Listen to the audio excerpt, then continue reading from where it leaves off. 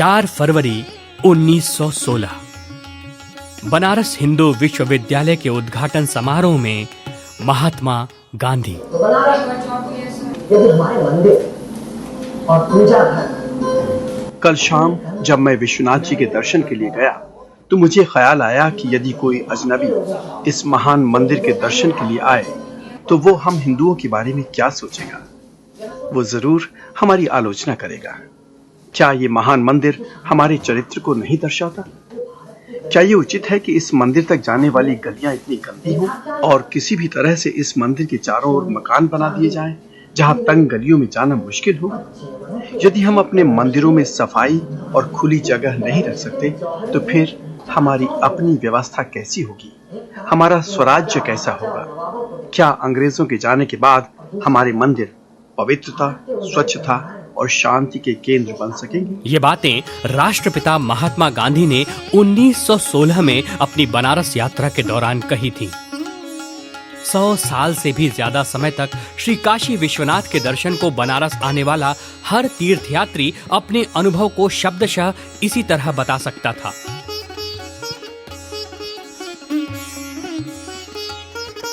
ईश्वर दर्शन आत्मिक सुख की अनुभूति कराता है, लेकिन जब संकरी गलियों, अव्यवस्था और गंदगी के बीच भक्त दर्शन करने जाते थे तो उनका मन कहीं ना कहीं आहत होता था। लेकिन अब ऐसा नहीं होगा। महात्मा गांधी की 150वीं जयंती पर उनके स्वप्न को पूर्ण करने की ओर हमने तेजी से कदम बढ़ाया है। महात्मा गांधी के सपनों को साकार करने के लिए प्रतिबद्ध हैं माननीय प्रधानमंत्री श्री नरेंद्र मोदी जी और मुख्यमंत्री श्री योगी आदित्यनाथ जी। सदियों से काशी में उत्तरवाहिनी गंगा के तट पर स्थापित 12 ज्योतिर्लिंगों में अपना एक विशिष्ट स्थान रखने वाले श्री काशी विश्वनाथ के दर्शन को देश के कोने कोने से श्रद्धालु आते हैं। मंदिर परिसर के सुंदरीकरण और भक्तों को सहज, सुलभ और श्रेष्ठ दर्शन देने की पूर्ण सुविधा देने के उद्देश्य के साथ शुरू की गई श्री काशी विश्वनाथ धाम योजना के अन्य उद्देश्यों में मंदिर के आसपास के प्राचीन शिवालयों और मंदिरों का जीर्णोद्धार, ऐतिहासिक विरासत के भवनों का संरक्षण और काशी के आनंद कानन स्वरूप को पुनः स्थापित करना भी था। चुनौतियां बहुत थीं, लेकिन बाबा विश्वनाथ की छत्र छाया, माननीय नरेंद्र मोदी जी की प्रेरणा और माननीय योगी आदित्यनाथ जी के प्रोत्साहन से हमने हर चुनौती का डटकर सामना किया। लक्ष्य हमेशा हमारी आंखों के सामने रहा। सबसे बड़ी चुनौती थी मंदिर के आसपास के भवनों और संपत्तियों के असली मालिकों की पहचान करना और उन्हें इस महायज्ञ में सहभागी बनने को तैयार करना। हमने इस सफर को शुरू किया और भवन स्वामियों को चिन्हित कर उनसे वार्तालाप शुरू किया। साथ ही हमने संपत्तियों के दस्तावेजों की जांच और अनुपलब्ध दस्तावेजों को उपलब्ध कराने का कार्य भी शुरू किया। मंदिर के आसपास की संपत्तियों को प्राप्त करने के साथ साथ हमारा पूरा ध्यान इन दुकानों, धर्मशालाओं, मठों और विद्यालयों के पुनर्वास पर भी था। हमारा उद्देश्य बसाना था और हमने पुनर्वास के साथ साथ इन लोगों की आजीविका के लिए वैकल्पिक साधन देने की ओर भी गंभीरता से प्रयास शुरू किए। हमारे सामने कठिन समस्याएं आई। उदाहरण स्वरूप मंदिर के आसपास के एक भवन के 17 मालिक थे, जिनमें से कुछ तो देश के बाहर भी रह रहे थे। हमने देश विदेश में सबसे संपर्क कर उन्हें बनारस बुलाया और रजिस्ट्री संपन्न कराई।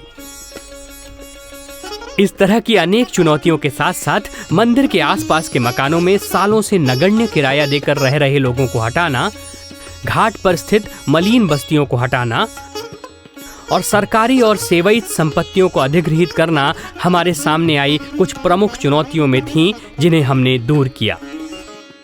तीर्थयात्री लगातार काशी आ रहे थे और साथ ही शहर की दैनिक गति यथावत रहे और मंदिर क्षेत्र के आसपास के लोगों को कोई असुविधा ना हो, इसलिए हमारे पास कार्य करने के लिए प्रतिदिन रात्रि 11 से सुबह 3 यानी कुल 4 घंटे का ही समय होता था।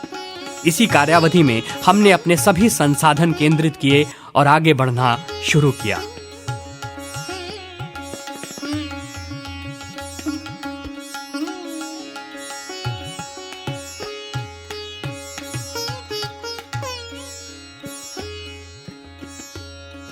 परिवर्तन सृष्टि का नियम है, लेकिन फिर भी बहुत सारे लोग सकारात्मक परिवर्तनों को सहज रूप से स्वीकार नहीं कर पाते।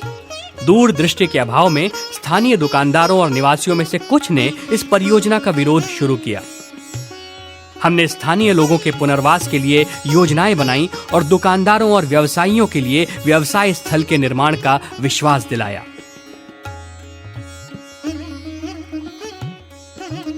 राजनीतिक उद्देश्य के लिए एक समूह ने इस परियोजना को काशी की धरोहरों के लिए विनाशकारी बताने का झूठ फैलाकर आम जनता को भ्रमित किया। हमने पारदर्शिता के सिद्धांत को अपनाते हुए इस परियोजना की वास्तविकता, ब्लूप्रिंट और हमारे उद्देश्य को जनसाधारण तक पहुंचाया। हमने सतत संवाद के माध्यम से इस अत्यंत कठिन चुनौती को पार किया और आज जनसाधारण में इस परियोजना को लेकर उत्साह और स्वीकार्यता को महसूस किया जा सकता है। मार्च 2018 से शुरू हुई हमारी इस यात्रा में अब तक हमने लगभग 300 संपत्तियों को अर्जित किया है। मंदिर के आसपास के क्षेत्र में ध्वस्तीकरण के दौरान अनेक ऐतिहासिक और अमूल्य धरोहर मंदिरों का मिलना श्री काशी विश्वनाथ धाम योजना की सबसे बड़ी सफलताओं में एक है। ध्वस्तीकरण के दौरान हमें ऐसे अनेक पौराणिक और ऐतिहासिक महत्व के मंदिर मिले जिनको अतिक्रमित करके रखा गया था। ये मंदिर काशी की प्राचीन विरासत का हिस्सा हैं और अब ये मुक्त हैं इस अविमुक्त नगरी काशी के विश्वनाथ मंदिर क्षेत्र में।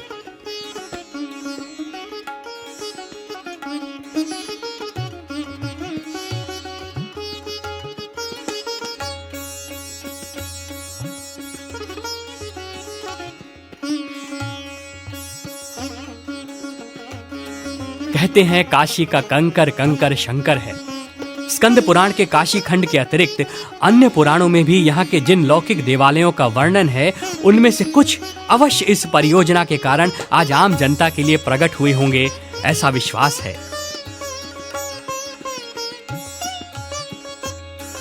इतिहास स्वयं को दोहरा रहा है।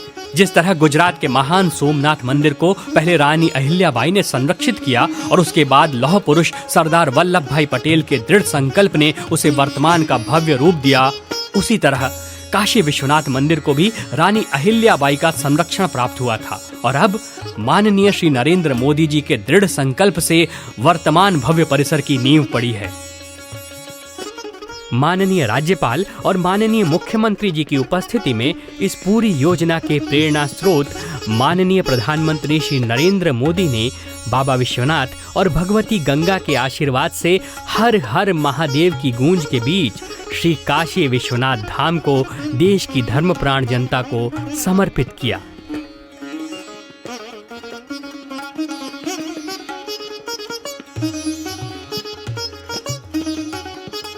श्री काशी विश्वनाथ मंदिर को बनारस के अप्रतिम गंगा घाटों से सीधे जोड़ने के लक्ष्य को लेकर ये योजना महात्मा गांधी के स्वप्न को पूर्ण करने की ओर तेजी से कदम बढ़ा रही है। इस परियोजना में अब तक कुल 250 दुकानदारों का पुनर्वास किया गया है। श्री काशी विश्वनाथ धाम के लिए चिन्हित लगभग सभी भवनों का क्रय कर लिया गया है और उनमें से अधिकांश का ध्वस्तीकरण भी हो गया है। खास बात यह है कि ये सारा अधिग्रहण निर्विवाद रहा है।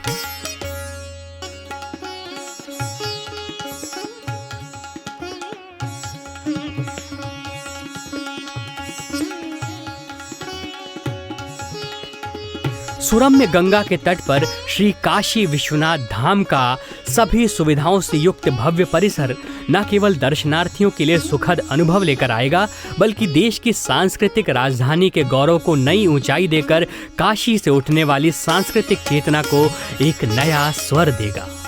विश्रामालय, संग्रहालय, वैदिक केंद्र, वाचनालय, दर्शनार्थी सुविधा केंद्र, व्यावसायिक केंद्र, पुलिस एवं प्रशासनिक भवन, वृद्ध एवं दिव्यांगों हेतु एस्केलेटर एवं मोक्ष भवन जैसी आधुनिक सुविधाओं से युक्त ये परिसर काशी ही नहीं, हिंदुस्तान की नई पहचान बनेगा और हर शिव भक्त का मन इस परिसर में गा उठेगा।